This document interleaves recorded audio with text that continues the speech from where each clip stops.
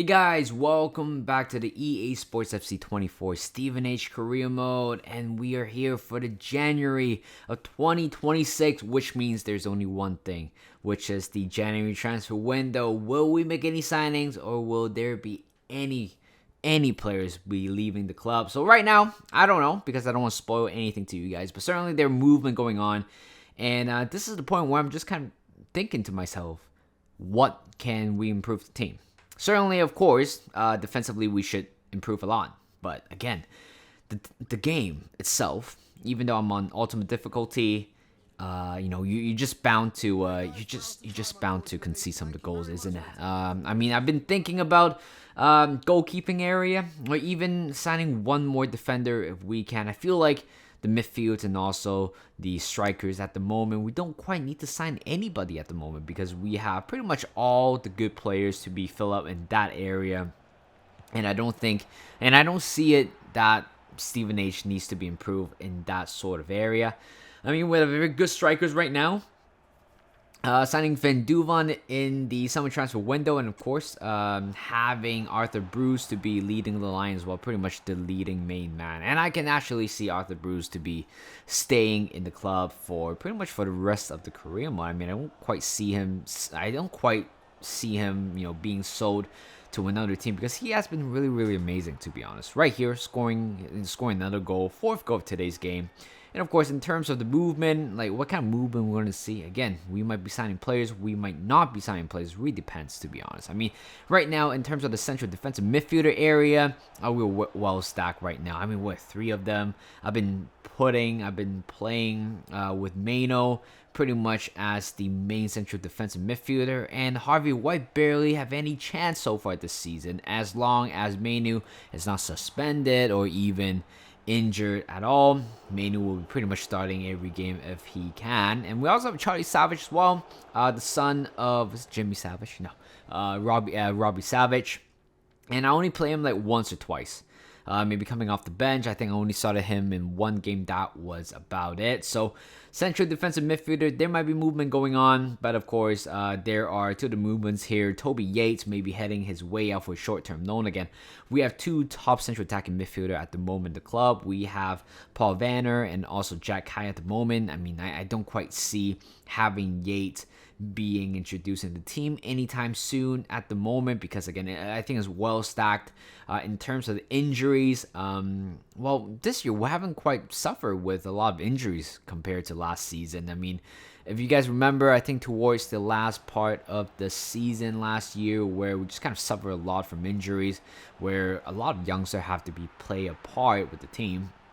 And of course, another player might be heading out is actually Monome. I've agreed on the 3 million transfer exit for him. Again, I used him last year. I didn't quite enjoy it, if I'm being honest. I still think he is a little bit short as the center back. At one point, we have Collins out. We have Van Kooten out. Of course, both of these players are pretty much not quite part of the plan, or at least one of them has gone to another club at the moment. But Monome had been pretty poor every time he comes on, and I feel like if this season, so far the first half of the season, if we don't have to use him a lot, I don't think I'm going to be using him for the rest of the season as well. You guys probably know or probably figured out that I have one top youngster in the youth academy. His name is Curtis Humphrey, the Welsh defender, 6'6" apparently. I mean, he can be called up at any moment. 67 rated. I think he has the same rating as Nathan. Is it Nathan? Or Nathaniel Collins, another German center back.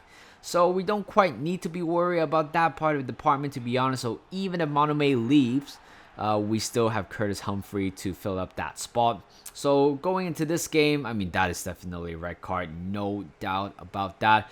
We're playing against Watford in the second game of today's game. 85 minutes in, this is a very, very well worked goal. It was a cross from the right-hand side to Lockhart, I believe, on the receiving end. But guess what? Mensa is right there in the middle at the right time and just tucks that one in. And we have won it in the last 5 minutes of the game. But, of course, we got to thank that red card. Without that red card, we might not be winning the game, if I'm being honest.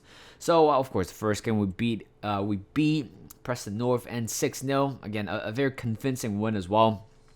Certainly one of the games where we genuinely got a clean sheet. So Monome has has gone. Like I said, like I told you guys, I have my own thought on the player, but I just feel like after a year and a half, I just don't think he is gonna work out. Even though on the database, he is pretty much one of the good players, good young players. But I just feel like right now he doesn't quite meet our demand. So he has been sold to Luton Town for $3 million. Of course, only 2.something million, 2.5 million is being allocated into the transfer budget. So right here against Plymouth, who remember Plymouth? Of course, in my Arsenal career mode, they beat us. They beat Arsenal 1-0 or 2-0 or something like that. Was it in the first? No, actually in the second year of the season, isn't it? I forgot which game it was. Which we lost to Plymouth. So right here against Plymouth once again in the FA Cup. Guess what? We have conceded the first goal. It was very poor goalkeeping. This one is as bad as the first goal we conceded. And pretty much this, I think it's because of that. It kind of sparks me. It sparks me an interest of signing a goalkeeper at the moment. I just don't quite see Seaman, our goalkeeper, as a long-term player. It's just he has been very poor every time we count on him. I know defensively we have been quite bad at times, but if your defense is bad, your goalkeeper is bad, then your whole defensive line is just kind of ruined. I mean, look at this penalty kick. It was a very powerful shot, don't get me wrong, but it was pretty much straight at Seaman. And he just allowing that in, and we have lost 3-0 to Plymouth, and we're out of the FA Cup in the first game. Was it the first game? I believe we did. No, actually, it's the first game. Actually, it is the second round of this year. So we're out of the FA Cup, and I think in the Carabao Cup we're out as well. So right now there's only one competition to focus at, which is a championship. So I mean, there's no reason for us to at least get a top two in the team. There's no way we cannot achieve that at all. So here comes Stoke City, traveling away from home this time. 15 minutes in, it's just shit show at the back there.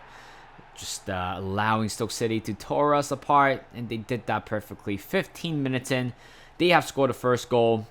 Poor defense, poor goalkeeping in general, and we just have to eat up to that. 23 minutes in, here comes Vanner, finding Arthur Bruce, having tons of space in front of him, and this guy is so quick. He might be very short, but this guy is fast.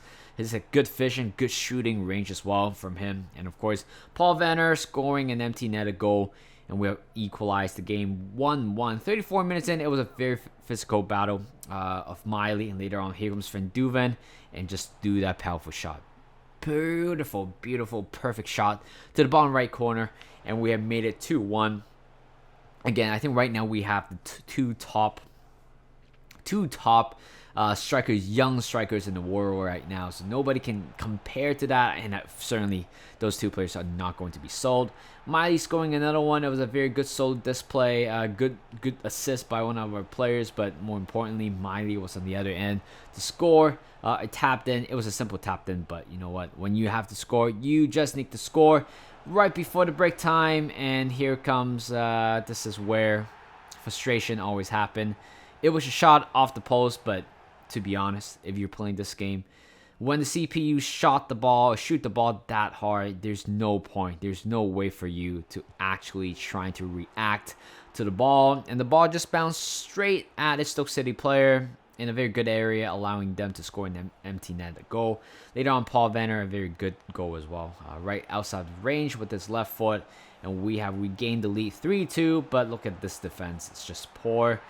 Poor from Kairodia, poor from Seaman, and the game right here is 4-3.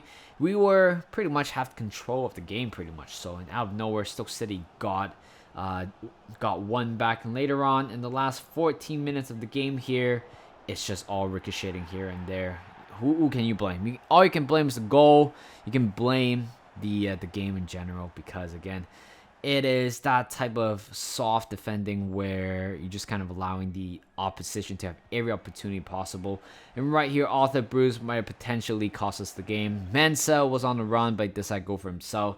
At the end of the day, that cost us 2 points. And we drop point once again, which is very, very frustrating. Very frustrating, of course, because right now we're sitting at second place right now. Last game of today's episode against Barnsley. So we expect us to at least compete, at least to do something good about this game after a very disappointing draw. Later on, 21 minutes and very, very good tackle by Miley. Here comes Van Duven, one-on-one with the goalkeeper, smashed that one in behind the goal. And we have scored the first goal 22 minutes in. It was a good tackle by Miley, who started the attack. Of course, finish it off by Jason Van Duven. And we have scored one goal to lead the game. Later on, a very good save by Seaman. Guess what? We just can't retrieve the ball after the rebound. Here comes Barnsley just dribbling. I have no clue what's going on here. I have no clue what is going on here. This is the part where, as a as a player, you want to play. I know you want to play this game, but at times it's just really hard to react to any of the buttons at all. And later on, it was a scrappy goal we conceded. First of all, it was a poor mistake at the back by Seaman. Later on, a corner kick conceded like that was just was a disgrace, if I'm being honest. But again, we still have a lot of football to play. Miley with a beautiful goal, just toe poked that one behind the goal, and we equalized 2-2. It was a beautiful goal, by the way. It was a very well worked goal, but unfortunately, that was pretty much the end of the game. 2-2. Again, two poor defensive display cost us the game again. Back-to-back draws, and right now sitting at third. But again, we're kind of edging very close to Burnley right now. We're only 3 points away from them, 1 point away from Luton Town, but at the same time, there are a bunch of teams around us. So dropping points could be inevitable, but we just need to keep on going. We just need to keep on grinding, everybody. So thank you guys for watching. Hope you guys enjoyed this video. Like this video, subscribe to my channel, and I'll see you guys in a bit.